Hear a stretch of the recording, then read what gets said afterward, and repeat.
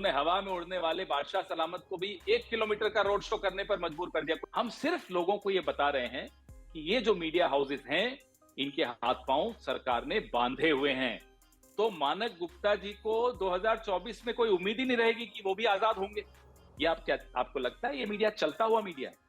ये नहीं है, ये सरकार का एक भोंपू है। मीडिया अगर गुलाम मीडिया बना दिया जाए सरकारों द्वारा, तो उसमें विपक्ष की हार नहीं होती, उसमें देश की हार होती। बाबा नहीं चलेंगे तो पाकिस्तान का शिगुफा। मीडिया कहां था? मीडिया हिंदू मुसलमान में व्यस्त था। हुकूमत खुलवाइए ना, आप कान पकड़ के बोल रहा हूं, बादशाह सलामत तक। क्या स्ट्रेटजी है कांग्रेस पार्टी की मीडिया को लेकर? क्या भारत जोड़ो यात्रा से जो कवरेज आप उम्मीद कर रहे थे वो मिला, पवन जी?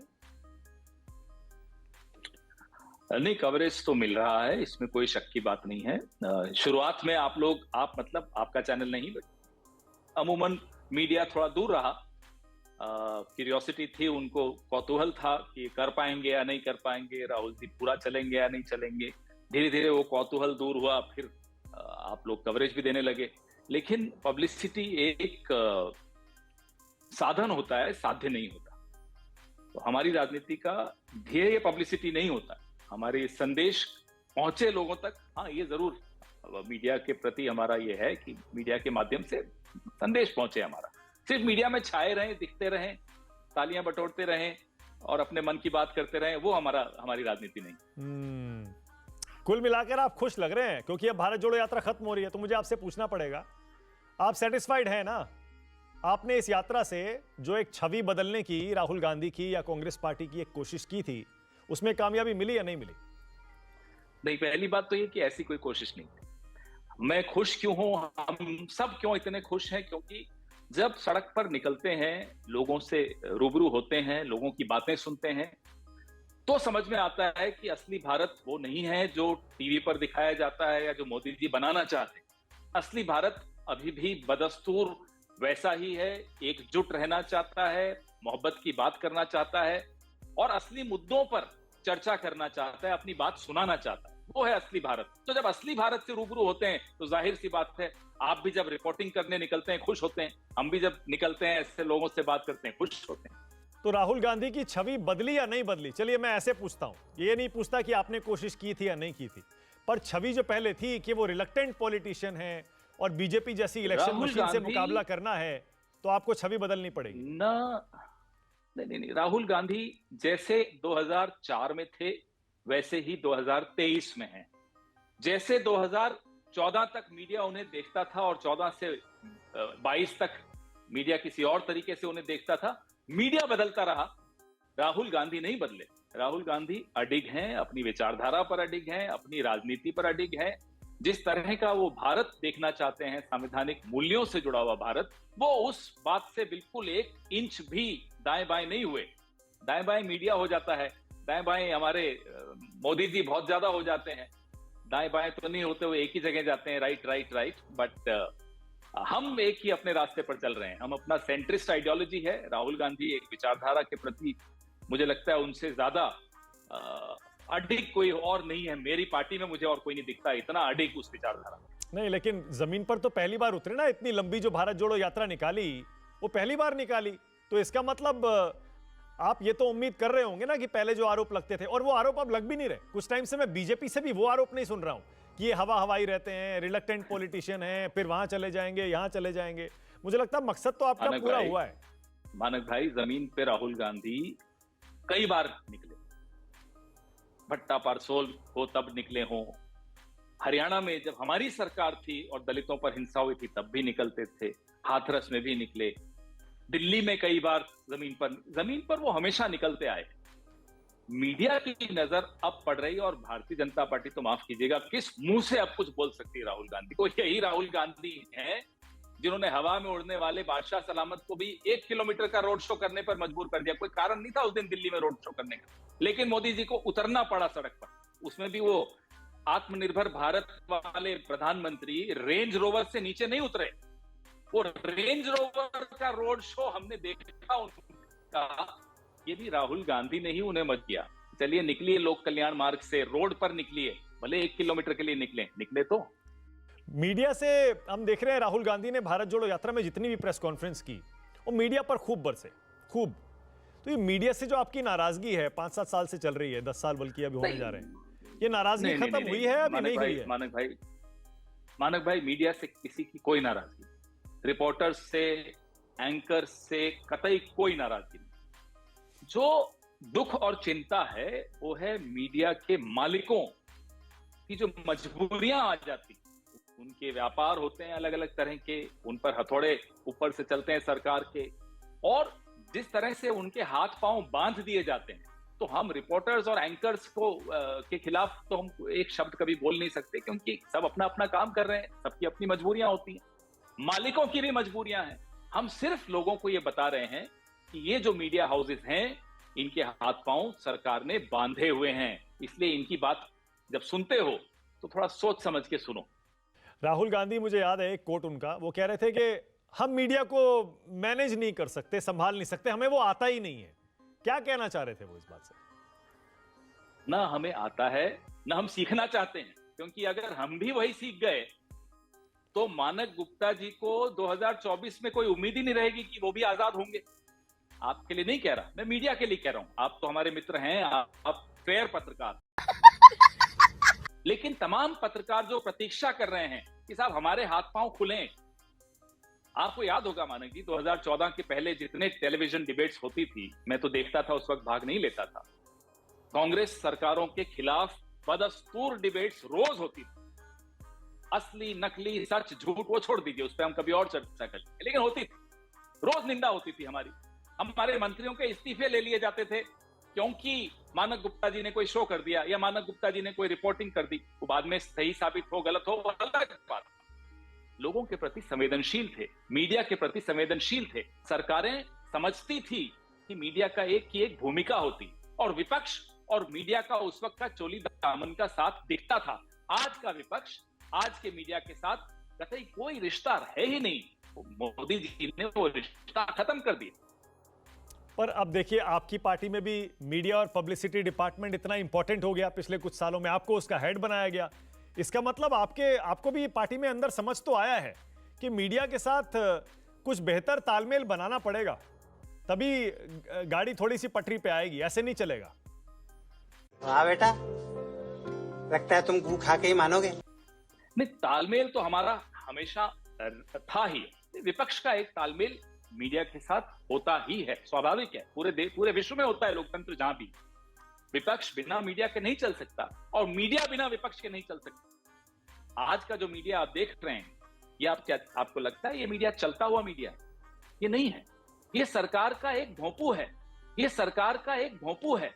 हाँ भाई, कैसी लगी आगे स्वाद? सबके लिए नहीं कह रहा मैं, इसलिए आपको मैं पहले ही माफी मांग रहा हूं। आप इसको निजी टिप्पणी है, आपके चैनल के प्रति कोई टिप्पणी नहीं है। मैं ओवरऑल बता रहा हूं कि जो आज का जो मीडिया दिख रहा है, अमूमन जो मीडिया दिख रहा है, वो भोंपू मीडिया है। तो भोंपू मीडिया लोकतंत्र के लिए बड़ा घातक होता है। मतलब आप हार गए बीजेपी से, आप ये कह रहे हैं मीडिया मैनेजमेंट में या मीडिया को कंट्रोल करने में या उससे डील करने में आप पीछे रह गए, जैसे राहुल गांधी भी कह रहे थे कि हमें नहीं आता। नहीं मानक जी, हम नहीं हारे, लोकतंत्र हार रहा है। हमारी हार जीत क्या होती है मायने नहीं रखती।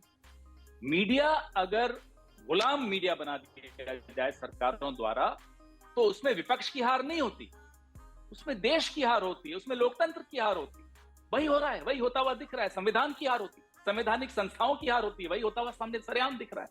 हम तो एक निमित्त हैं, हम तो सिर्फ आईना दिखा सकते हैं, आईना देखते भी हैं जब सरकारों में होते हैं, लेकिन जब विपक्ष में होते हैं तो हमारा और आपका मिलकर काम होता है सरकार को आईना दिखाना।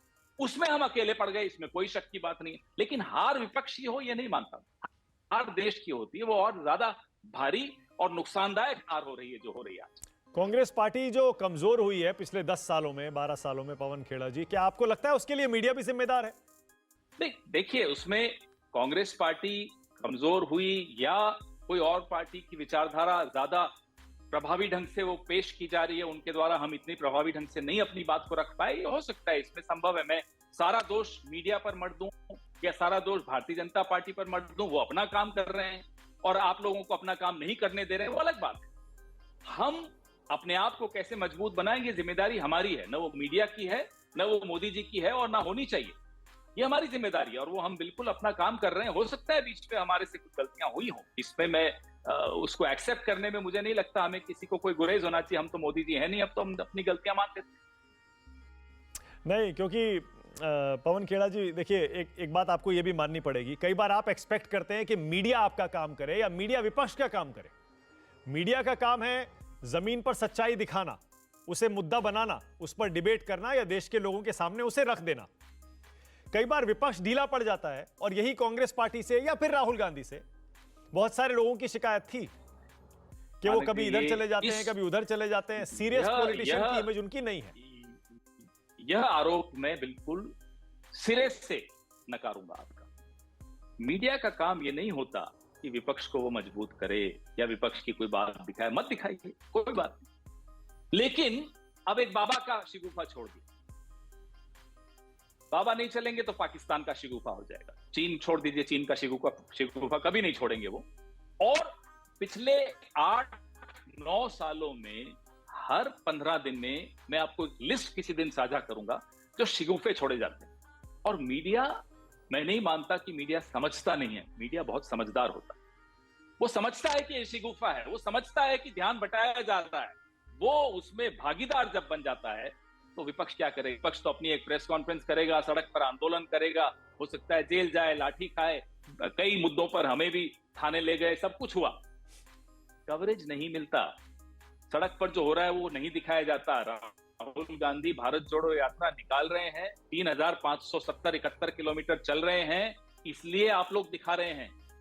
हाँ, नहीं तो एग्जैक्टली। हाथरस भी देखिए, गए थे, नहीं तो हर बार जमीन पर आए हैं। सीपीआई में जब कू हुआ था आलोक वर्मा वाला, तब भी राहुल गांधी सड़क पर थे। बलात्कार हो तब भी सड़क पर हो, कठुआ उन्नाव सड़क पर, हाथरस सड़क पर, कहां सड़क पर वो नहीं आए मुझे बताइए। हम हर मुद्दे पर, किसानों के मामले में सामने आए, महिला सुरक्षा के मामले में सामने आए, राफेल पे सामने आए, किस मुद्दे, भूमि अधिग्रहण पर सामने आए, किस मुद्दे पर हम जमीन पर नए? हम तो हर मुद्दे पर सड़क पर आए, नोटबंदी पर सड़क में आए, जीएसटी पर सड़क पर आए। मीडिया कहां था? मीडिया बाबाओं में व्यस्त था, मीडिया हिंदू मुसलमान में व्यस्त था, मीडिया ट्रिपल तलाक में व्यस्त था, मीडिया टुकड़े टुकड़े में व्यस्त था, मीडिया टूल किट में व्यस्त था। तो माफ कीजिएगा, हमको मत खुलवाइए ना, हमको मत खुलवाइए ना। फट गई है उसकी, जाने से। तो आपस में क्यों ऐसी बात करें? चलिए भारतीय जनता पार्टी पर बात करते हैं। नहीं, मैं चाहता हूं आप खुलकर बोलें। तो ये जो मुद्दे जो आप बता रहे थे, ये ट्रिपल तलाक हो गया, या फिर उसके बाद राम मंदिर का एक मुद्दा है, या 370 का मुद्दा है, आपको लगता है ये मुद्दे नहीं है? क्या कभी आपने ये सोचा कि हो सकता है कि देश की जनता अब इनको मुद्दा मानने लगी है, इसीलिए मीडिया में इनको जगह मिलती है? मानक जी, एक अर्थशास्त्र का नियम होता है डिमांड और सप्लाई, लेकिन लोकतंत्र में, मीडिया में, मनोरंजन के क्षेत्र में सप्लाई अपनी डिमांड क्रिएट करती है। जो आप सप्लाई करेंगे वो उसकी डिमांड बढ़ जाएगी। अब आप बाबा दिखाना बंद कर दो, महंगाई की बात शुरू करो, देखो कैसे सड़क पर लोग महंगाई की बात करना शुरू करते हैं। अब्बा नहीं मानेंगे। देखिए, आपका प्रभाव तो होता है, आपका प्रभाव समाज में होता है, इसमें हम कुछ, इसमें गलत नहीं है, होना ही चाहिए, होता भी है। तो ये भी तो हो सकता है कि देश की जनता का मूड बदल रहा हो पवन जी, इसीलिए मीडिया वो सब दिखाने में पर मजबूर हुआ हो। अब देखिए, क्योंकि जो मुद्दे क्रिएट किए जाते हैं, या तो विपक्ष उठाता है कुछ मुद्दे, क्रिएट करने से मेरा मतलब है उठाना, या तो विपक्ष कोई मुद्दा उठाता है तो मुद्दा बनता है, या फिर सरकार सत्ता पक्ष कोई मुद्दा उठाता है तो वो मुद्दा बन जाता है। और जाहिर है कुछ मुद्दे कांस्टेंट भी होते हैं। अगर सरकार कोई मुद्दा उठाती है तो आप उसे एकदम रिजेक्ट क्यों कर देते हैं? वो भी तो एक मुद्दा हो सकता है। आज के भारत में लोगों को समझ आ रहा हो क्या ये मुद्दा है? मुझे बात बताइए, मुझे बताइए, लोकतंत्र में या किसी भी तंत्र में समाज का राजनीतिकरण कौन करता है? विपक्ष करता है, मीडिया करता है, स्वतंत्र पत्रकार करते हैं, लेखक करते हैं, कलाकार करते हैं, फिल्म इंडस्ट्री करती है, धार्मिक लोग करते हैं। समाज में राजनीतिक अवेयरनेस कौन पैदा करता है? राजनीतिक उत्तेजना कौन पैदा करता है? विपक्ष का काम, मीडिया का काम। ये पहली बार आप देखेंगे कि समाज का राजनीतिकरण सरकार करती है। इस तरह के मुद्दे जिससे बांटें लोगों को, समाज को बांटें, ये उत्तेजना पैदा हो, राजनीतिक उत्तेजना पैदा हो। अवेयरनेस अलग चीज होती है, राजनीतिक उत्तेजना पैदा करना और लोगों को आपस में लड़वाने का काम, ये सरकार कर रही है, और माफ कीजिएगा मीडिया उसमें उनके हाथ की कठपुतली पर अब तो बनता कुछ चला जा सालों रहा है। से हम रोक रहे हैं, हम कोशिश कर रहे हैं। हाँ, अब तो कुछ सालों से ऐसे मुद्दे दिखाई नहीं दे रहे पवन जी। आपको लगता है कि उनकी शेल्फ लाइफ अब खत्म हो चुकी है? मुझे पूरी उम्मीद इस देश पर, आपने कहा ना कि लोगों का मूड बदल रहा है, नहीं ऐसा नहीं होता। बड़ी पौराणिक सभ्यता है हमारी, बहुत पुरानी बहुत ही समृद्ध सभ्यता है हमारी। वो इस तरह के मुद्दों में कुछ वक्त तक हो सकता है ऐसे लगे कि अरे लोगों को यही मुद्दे पसंद है।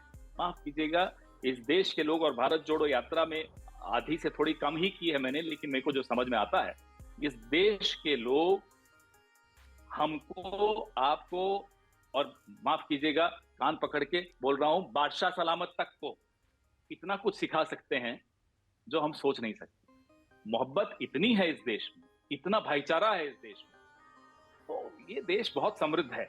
इसको खोखला कर नहीं पाएंगे ये लोग। इसकी विचारधारा को खोखला करने की प्रयास आज से नहीं हो रहे। 1925 में जब आरएसएस का जन्म हुआ तब से भी नहीं हो रहे, उससे भी पहले से हो रहे हैं। आरएसएस तो रूप बदलती है, नाम बदलती है, प्रयास तो चलते रहे, कर नहीं पाए, न कर पाएंगे। ये भरोसा मेरा इसलिए नहीं है कि हम कुछ मेहनत कर रहे हैं या आप कुछ संघर्ष कर रहे हो, हम तो और आप करते रहेंगे। इस देश के लोगों पर भरोसा है।